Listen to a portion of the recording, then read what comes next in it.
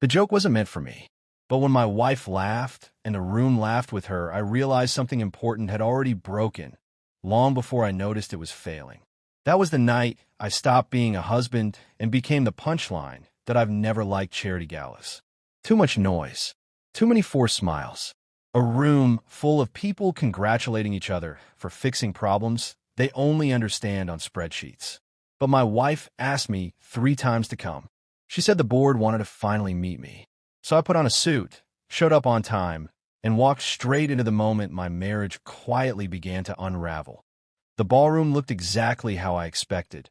Crystal chandeliers, soft music, waiters floating by like ghosts with trays of wine.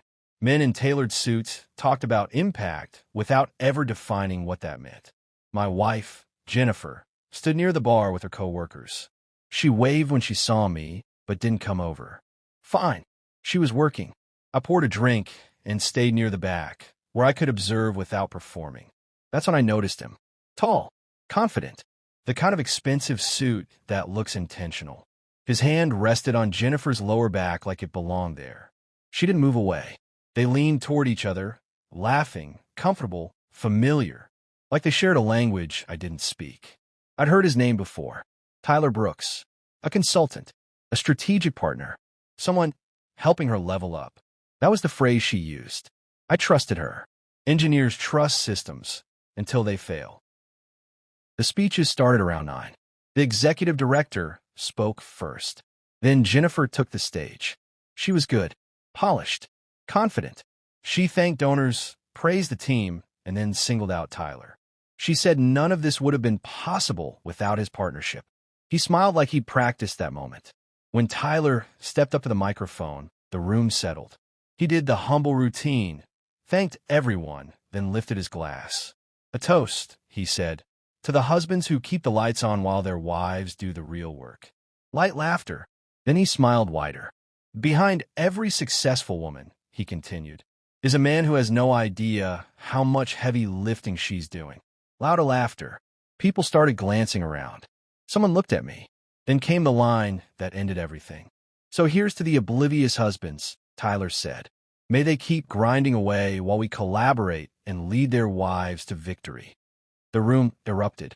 Jennifer covered her mouth, eyes bright, laughing like she'd just been let in on a secret. Tyler wasn't looking at me. He was looking at her. I didn't react. I didn't raise my voice or set anything down too hard. I placed my glass on the table and walked out. No drama. No confrontation. A board member noticed me leaving and gave me a look. I nodded and kept going. Jennifer caught up with me in the lobby. Asked where I was going. I told her I was going home. She said I was overreacting. Said Tyler jokes like that with everyone. Asked if I was really going to be upset over something so small. I asked if she thought it was funny. She hesitated, then said I was being sensitive. That was enough. I left. She didn't follow. The drive home was quiet. Not angry, just clear. This wasn't about a joke. It was about patterns I'd ignored. Late meetings, weekend strategy sessions, new clothes, a different perfume. Things you don't question when you assume everything is solid. I got home before 10, opened my laptop, and started paying attention. Not out of anger, out of focus. Anger is loud. This was precise. I opened our joint account first. Nothing unusual. Then her personal account. 3 transfers over 2 months. $500, $700, $300, all to the same place. Harmon Consulting Group. Not reimbursed expenses. Personal payments. Our money. I searched the company. Clean website. Too clean. Buzzwords stacked like cheap scaffolding. The contact name stopped me cold. Tyler Brooks. I leaned back and did what I always do when something feels wrong. I checked public records. Nonprofits don't get to hide much. Annual filings. Contractor payments. It took less than an hour. Harmon Consulting Group appeared twice. $8,000 in March. $12,000 in May. $20,000 in 3 months. Then I saw it. An anonymous corporate donation. $240,000. Nearly half their operating budget. I opened my work email. A memo from last year. A new corporate responsibility initiative. Community partnerships. Infrastructure-aligned nonprofits. I made one call. Then another. Jennifer's organization was on the list. We were the anonymous donor. By the time Jennifer came home after midnight, I wasn't angry. I was finished pretending. She asked if I was staying mad. I told her I wasn't mad. I was paying attention. She didn't like that. Monday morning, my phone rang.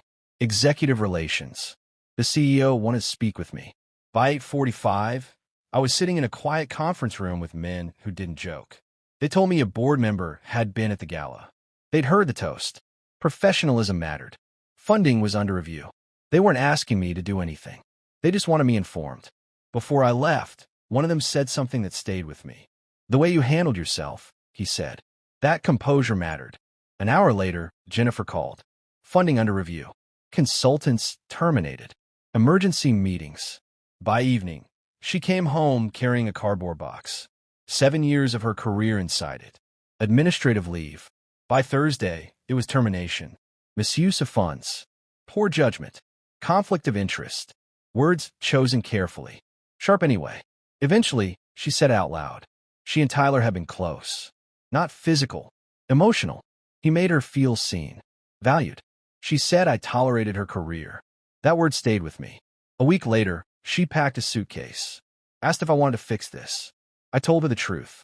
I wanted honesty, not repair. Accountability, not comfort. She left quietly. Months passed. Lawyers. Paperwork. No drama. She moved away. I stayed. I bought out the house and turned her old office into a workshop. A place where things get built properly. I don't replay the gala anymore. I remember leaving calmly. Letting consequences do what arguments never could. Respect isn't loud. Loyalty isn't performative. And love that turns you into a joke isn't love worth keeping. If this story resonated with you, if you've ever chosen dignity over drama, subscribe, like, and leave a comment. I read every one, and I'll see you in the next story.